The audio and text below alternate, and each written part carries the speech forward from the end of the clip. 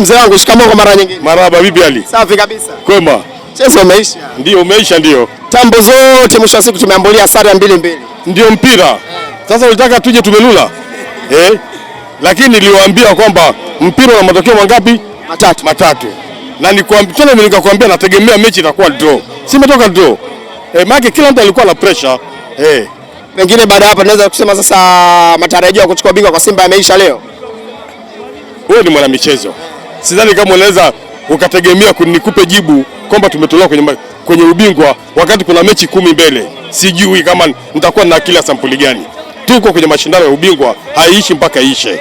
Ndani dakika 10 goli 2, lakini mkao kama mmejibweteka, pengine ulifikiri Simba alikuwa mapi kipindi? Hatukubweteka, pressure ilikuwa kubwa.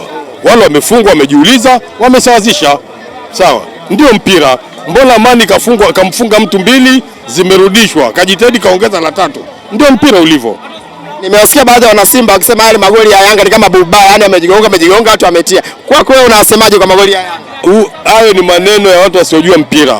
Mpira goli likiingia hata kama mlifunga na meno, bora limeingia ni goli halali. Hakuna la bulba wala nini. Ni nafasi imetokea ndio maana bulba ikatokea, goli likaingia. Kwa hiyo hakuna kusema sijui ni magoli ya bahati mbaya. Wametufunga kihalali, tumwafunga kihalali. Refa tumdai, hakuna anayemdai refa.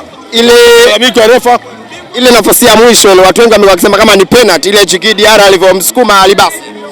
Kwako wewe umeuonaje? Hilo siwezi kulijibu kwa sababu refa kutoa penalty. Kama refa kutoa penalty alikuwa sahihi. Ilikuwa sio penalty.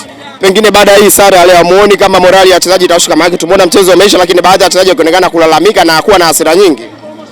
Sidhani hiyo morali wanaimalizia wapi wakati bado wanaendelea kushindana. Unajua hata kupata nafasi ya pili ni sehemu ya matokeo, lakini bado tuko kwenye mbio za ubingwa. Kwa hiyo mbio za ubingwa zituletee sababu ya kuona kwamba tunatolewa, wala tusitoke kwenye reli.